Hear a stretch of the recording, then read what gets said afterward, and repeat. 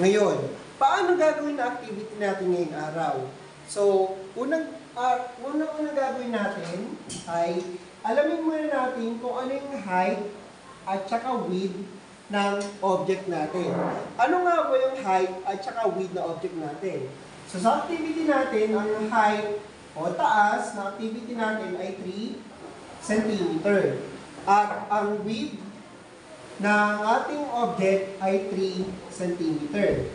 So, pag nakita nyo na, so, ang object ay pahagdan.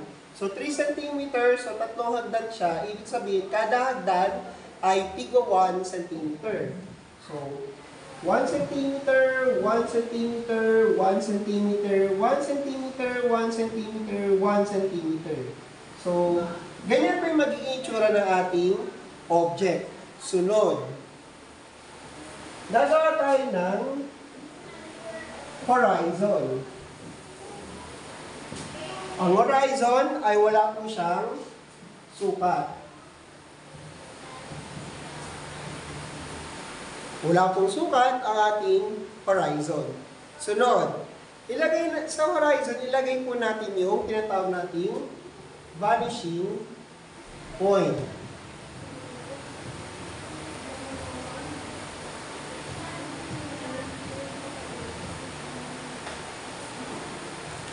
Sa vanishing point, doon magtatagpo lahat ng receding lines. Sir, paanong receding lines? So, itong mga points na to, 1, 2, 3, 4, 5, 6, 7, ay lahat papatagpuin natin sa vanishing point.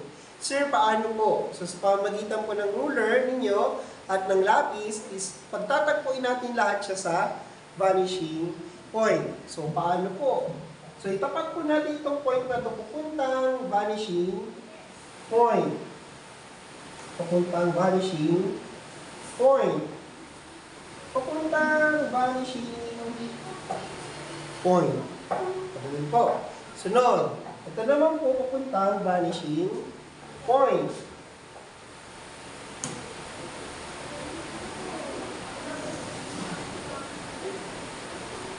Ganyan po. Then, sunod natin, ito, pupuntang vanishing point. Sunod, ito naman po, pupuntang vanishing point.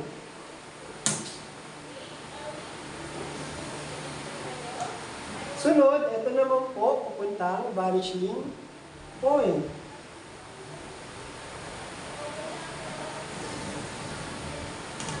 Sunod, ito po pupuntang vanishing point.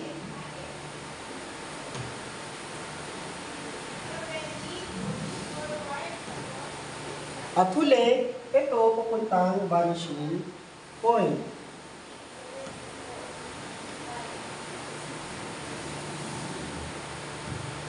Yan. So, lahat po ito ay tinatawag nating receding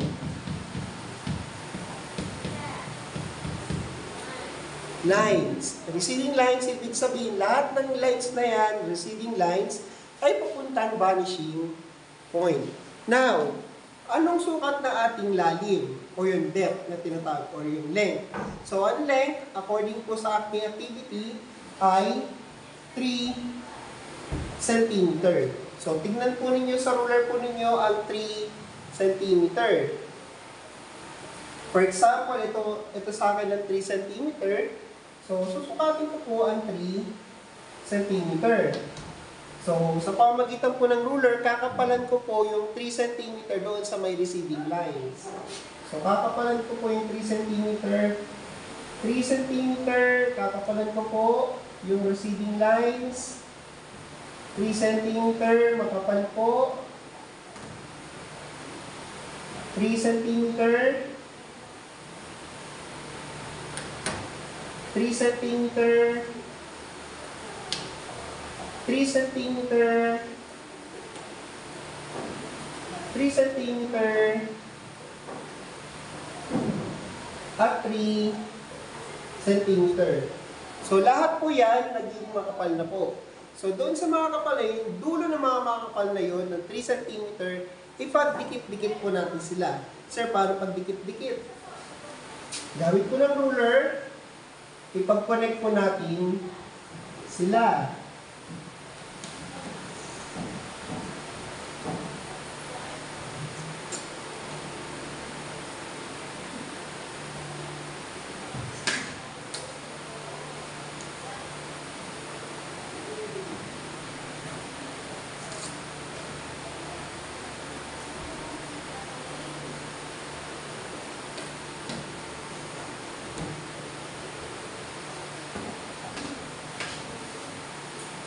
At ganito po gawin ang ating activity ngayong araw. Ano ang title natin, ang activity natin ngayong araw?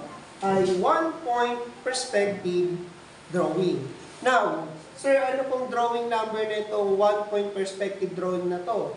Ang drawing number po ng ating 1-point perspective drawing ay drawing number 02, second quarter, first drawing. 02-01. So, yan po ang activity natin ngayong araw. Sana magawa po ninyo ngayong araw at maipasa po ito sa takdang oras at araw. So, ito ang activity natin ngayong araw. Ilalagay po ito sa ipon.